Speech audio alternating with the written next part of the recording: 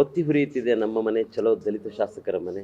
ನಾಳೆ 9/8/2028 ಶುಕ್ರವಾರ 10 ಗಂಟೆಯಿಂದ 3 ಗಂಟೆಯವರೆಗೆ ಕೋಲಾರ ಜಿಲ್ಲೆಯ ಇಬ್ಬರು ದಲಿತ ಶಾಸಕರ ನಿವಾಸದ ಎದುರುಗಡೆ, ಒಂದು KGF ಶಾಸಕಿಯಾಗಿರುವಂಥ ರೂಪಕಲಾ ಶಶಿಧರ್ ಅವರ ನಿವಾಸದ ಎದುರುಗಡೆ ಎನ್ ವೆಂಕಟೇಶ್ ಅವರ ನೇತೃತ್ವದಲ್ಲಿ ಒಂದು ಪ್ರತಿಭಟನೆ 10 ಗಂಟೆಯಿಂದ ಆರಂಭ ಆಗುತ್ತೆ.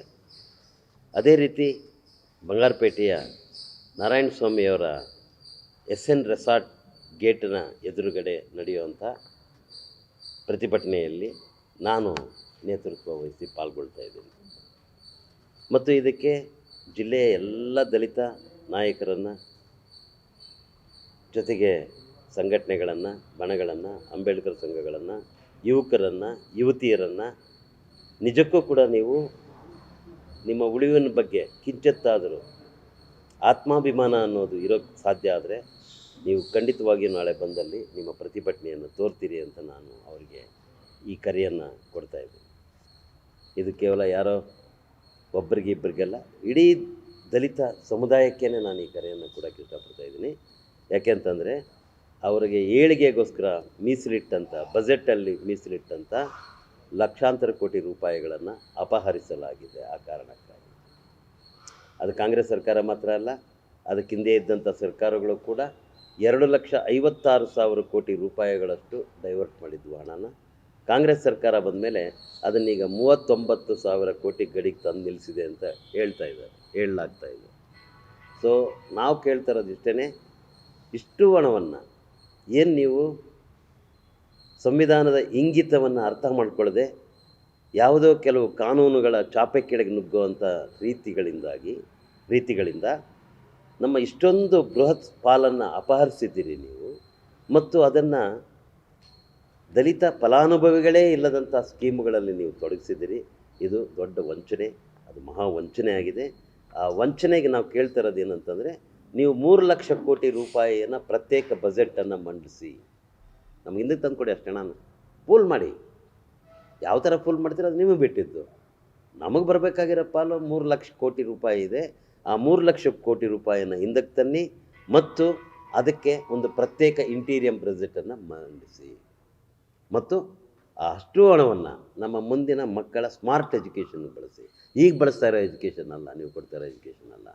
ಬಿಸಿ ಊಟ ಕೊಡ್ತಾಯಿದ್ದೀರಿ, ತಂಗಳು ಪಠ್ಯ ಕೊಡ್ತಾಯಿದ್ದೀರಿ, ಆ ಥರ ಶಿಕ್ಷಣ ಅಲ್ಲ ನಾವು ಕೇಳ್ತಾ ಇರೋದು. ಸ್ಮಾರ್ಟ್ ಎಜುಕೇಷನ್ ಕೇಳ್ತಾ ಇದ್ದೀವಿ. ಎಷ್ಟೆಲ್ಲವನ್ನು ಕೂಡ ಎಜುಕೇಷನ್ಗೆ, ನಮ್ಮ ಮುಂದಿನ ಮಕ್ಕಳ ಎಜುಕೇಷನ್ಗೆ ಬಳಸಿ. ಸ್ಮಾರ್ಟ್ ಎಜುಕೇಷನ್ ಅಂತಂದರೆ, ನಿಮಗೆ ದೆಹಲಿಯಲ್ಲಿ ಆಪ್ ಸರ್ಕಾರ ಒಂದು ಎಜುಕೇಷನ್ ಸಿಸ್ಟಮನ್ನು ತಂತು, ಸ್ಮಾರ್ಟ್ ಎಜುಕೇಷನ್ ಅಂತ.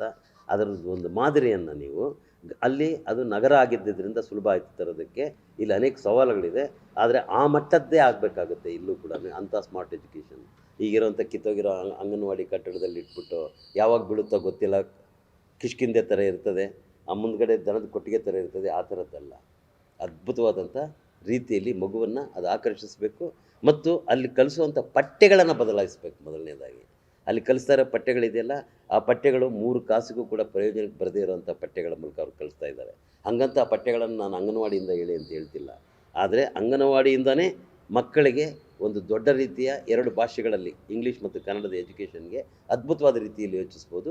ಮತ್ತು ಈಗ ಕೊಡ್ತಾ ಇರೋವಂಥ 3rd ರೇಟ್ ಏನು ಈ ಕಾನ್ವೆಂಟ್ ಎಜುಕೇಷನ್ ಈಗ ಇದೆಯಲ್ಲ, ಚಾಲ್ತಿಯಲ್ಲಿದೆಯಲ್ಲ, ಇಡೀ ಕರ್ನಾಟಕದಲ್ಲಿ 3ನೇ ದರ್ಜೆಯ ಕಾನ್ವೆಂಟ್ ಬಹುತೇಕ ಚಾಲ್ತಿಯಲ್ಲಿರೋದು. ಉತ್ತಮ ಕಾನ್ವೆಂಟ್ಗಳು ನಮ್ಮ ಕೈಯಲ್ಲಿ ಸಿಗಲ್ಲ, ನಮ್ಮ ಹಣಕ್ಕೆ ಸಿಗೋದಿಲ್ಲ, ನಮ್ಮಿಂದ ತಗೊಳ್ಳೋಕ್ಕೂ ಆಗಲ್ಲ ನಾವು, ನಮ್ಮ ವರ್ಗಗಳು. ಆದರೆ ನಮಗೆ ಕೊಡ್ತಾ ಇರೋದು, ನಾವು ಮಕ್ಕಳಿಗೆ ಕೊಡಿಸ್ತಾ ಇರೋದು 3ನೇ ದರ್ಜೆಯ ಕಾನ್ವೆಂಟ್ ಎಜುಕೇಷನ್ನು. ಆ ಥರ ಎಜುಕೇಷನ್ ಕೊಡಿಸ್ಬಾರ್ದು, ಅದಕ್ಕಿಂತಲೂ ಅತ್ಯುನ್ನತವಾದ ಎಜುಕೇಷನ್ನ ಡಿಸೈನ್ ಮಾಡಬೇಕು, ಅದು ಅವ್ರ ಕೆಲಸ. ಸೊ ಇದನ್ನು ನಾವು ಕೇಳ್ತಾ ಇದ್ದೀವಿ. ಮತ್ತು ಇದುವರೆಗೂ ಏನು ಇವರು ಇಷ್ಟುಗೆ ನಾವು ಗ್ಯಾರಂಟಿಗಳಲ್ಲಿ ಬರೀ ದಲಿತ ಫಲಾನುಭವಿಗಳಿಗೆ ಕೊಟ್ಟಿದ್ದೀವಿ, ನಾವೇನು ಮೋಸ ಮಾಡಿಲ್ಲ, ಅವ್ರಿಗೆ ಕೊಟ್ಟಿದ್ದೀವಿ ಅಂತೀರಲ್ಲ, ನೀವು ಶ್ವೇತಪತ್ರ ತನ್ನಿ. ಎಷ್ಟು ಕೋಟಿ ತಗೊಂಡಿದ್ದೀರಿ, ಯಾವ್ಯಾವ ವಿಭಾಗಗಳಲ್ಲಿ ಯಾವ್ಯಾವ ದಲಿತ ಫಲಾನುಭವಿಗೆ ನೀವು ಖರ್ಚು ಮಾಡಿದ್ದೀರಿ, ಶ್ವೇತಪತ್ರ ತನ್ನಿ ಮತ್ತು ಶಾಸನ ಸಭೆಯಲ್ಲಿ ಚರ್ಚೆಗಿಡಿ ಅಂತ ನಾವು ಒತ್ತಾಯಿಸ್ತಾ ಇದ್ದೀವಿ. ಇದಿಷ್ಟು ನಮ್ಮ ಡಿಮ್ಯಾಂಡುಗಳು. ನಾಳೆ ಬೆಳಗ್ಗೆ 10 ಗಂಟೆಯಿಂದ ಆರಂಭ ಆಗುತ್ತೆ, 3 ಗಂಟೆಗೆ ಮುಗಿಯುತ್ತೆ. ಇದ್ರ ಜೊತೆಗೆ ಹಲವು ಮನವಿ ಪತ್ರಗಳನ್ನು ನಾವು ತಯಾರಿಸ್ತಾ ಇದ್ದೀವಿ. ಇದೆಲ್ಲವೂ ಕೂಡ ಈ ಸಮುದಾಯದ ಜಾಗೃತಿಗೋಸ್ಕರ. ಯಾಕೆಂದರೆ ಇಷ್ಟು ದೊಡ್ಡ ಪ್ರಮಾಣದಲ್ಲಿ ಅಪಹರಣ ಆದರೂ ಕೂಡ ಇನ್ನೂ ಕೂಡ ಮೃತಾವಸ್ಥೆಯಲ್ಲಿರುವಂಥ ಸಮುದಾಯಕ್ಕೆ ಎಚ್ಚರಿಸಬೇಕಾದ ನಮ್ಮ ಕೆಲಸ ಅಂತ ಈ ಕೆಲಸನ ಮಾಡ್ತಾಯಿದ್ದೀವಿ.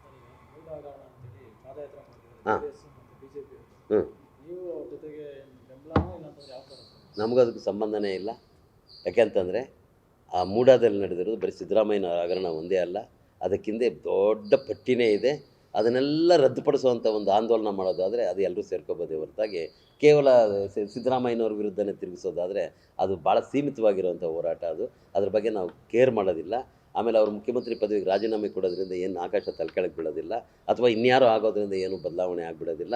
ನಮಗೆ ಅದೆಲ್ಲ ನಮ್ಮ ಮುಖ್ಯ ಉದ್ದೇಶ ಅದೆಲ್ಲ. ಸಿದ್ದರಾಮಯ್ಯನವರು ಅಹಿಂದ, ನಾನು ಸಾಮಾಜಿಕ ನ್ಯಾಯದ ಪರವಾಗಿರುವವನು ಅಂತ ಹೇಳಿದ್ದಾರೆ. ಅವರು ಹೇಳ್ತಾ ಬಂದಿದ್ದಾರೆ. 2 ಸಾರಿ ಅವರು ಚೀಫ್ ಮಿನಿಸ್ಟರ್ ಪದವಿ ತಗೊಂಡಿದ್ದಾರೆ. ನಾನು ಕೇಳ್ತಾ ಇರೋದು, ಹೌದು, ನಿಮಗೆ ಯಾವುದು ಈ ಪಟ್ಟವನ್ನು ತಂದು ಕೊಟ್ಟಿತೋ ಆ ನೆಲೆಗಾಗಿ ನೀವೇನು ಮಾಡಿದ್ದೀರಿ? ನೀವು ಮಾತಾಡೋಂಥ ಸಾಮಾಜಿಕ ನ್ಯಾಯ ನೀವು ಮಾಡಿರೋ ಕೃತ್ಯ ಹೇಳುತ್ತಾ? ಅದು ಸಾಮಾಜಿಕ ನ್ಯಾಯವಾ? ಅದಕ್ಕೆ ಆನ್ಸರ್ ಮಾಡಬೇಕು ಅವರು. ಮತ್ತು ಅದಕ್ಕೆ ಅವರು ಇವತ್ತೆಲ್ಲ ನಾಳೆ ಅದಕ್ಕೆ ಉತ್ತರ ಕೊಡಲೇಬೇಕಾಗುತ್ತೆ ಮತ್ತು ಅದನ್ನು ಕ್ರಮ ಕೈಗೊಳ್ಳಲೇಬೇಕಾಗುತ್ತೆ ಯಾವುದೇ ಸರ್ಕಾರ ಆಗಲಿ. ಯಾಕೆಂದರೆ ನಾವು ಅತ್ಯಂತ ನ್ಯಾಯಯುತವಾದಂಥ ಬೇಡಿಕೆಗಳನ್ನ ಮುಂದಿಡ್ತಾ ಇದ್ದೀವಿ. ಇದು ಯಾವುದೇ ಕಾರಣಕ್ಕೂ ಕೂಡ ಕಾಂಗ್ರೆಸ್ ಬೊಗಳೆ ಹೊಡ್ಕೊಳ್ತಾ ಇರೋವಂಥ ಸಾಮಾಜಿಕ ನ್ಯಾಯ ಅದೇನೇನೋ ಹೇಳ್ತಾ ಇದೆಯಲ್ಲ ಅದಕ್ಕೆ ವಿರುದ್ಧವಾಗಿಲ್ಲ ಅನ್ನೋದನ್ನ ಅವ್ರು ಅರ್ಥ ಮಾಡ್ಕೋಬೇಕು. ನಾವು ಅವ್ರು ಮಾಡಬೇಕಾಗಿರೋ ಅವ್ರದ್ದೇ ಕೆಲಸನ ನಾವು ಹೇಳ್ತಾ ಇದ್ದೀವಿ ಅಷ್ಟೇ. ಮೋಸ ಮಾಡಬೇಡಿ ನಮಗೆ. ಈ ಕೈಯಲ್ಲಿ ಕಟ್ಟು ಆ ಕೈಯಲ್ಲಿ ಕಿತ್ಕೋಬೇಡಿ. ದಗಲ್ಬಾಜಿ ಮಾತಾಡಬೇಡಿ. ಕಾನೂನುಗಳದ್ದು ನಮಗೂ ಗೊತ್ತು, ದಗಲ್ಬಾಜಿ ಕಾನೂನುಗಳನ್ನ ನೀವು ಅನ್ವಯಿಸುವಾಗ ಎಂತೆಲ್ಲ ದಗಲ್ಬಾಜಿತನ ನಡೆದಿದೆ ಇಡೀ ಭಾರತ ದೇಶದ ಚರಿತ್ರೆಯಲ್ಲಿ ಅಂತ ನಾವೇನು ಹೊಸದಾಗಿ ಹೇಳ್ಬೇಕಾದ ಅಗತ್ಯ ಇಲ್ಲ. ಆದ್ದರಿಂದ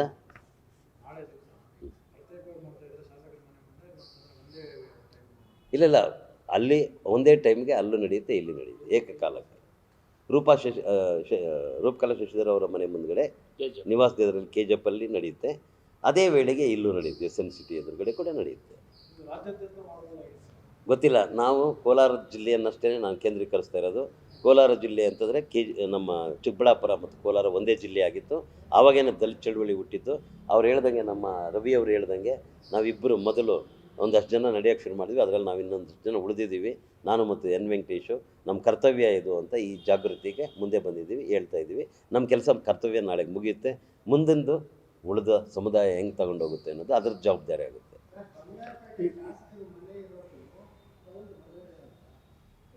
ಟೌನ್ ಒಳಗಡೆನೆ ಅದೀಗ ರಿಪೇರಿ ಆಗ್ತಾ ಇದೆಯಂತೆ, ಅದಕ್ಕೆ ಅವ್ರು ಅಲ್ಲಿ ಇಲ್ಲ.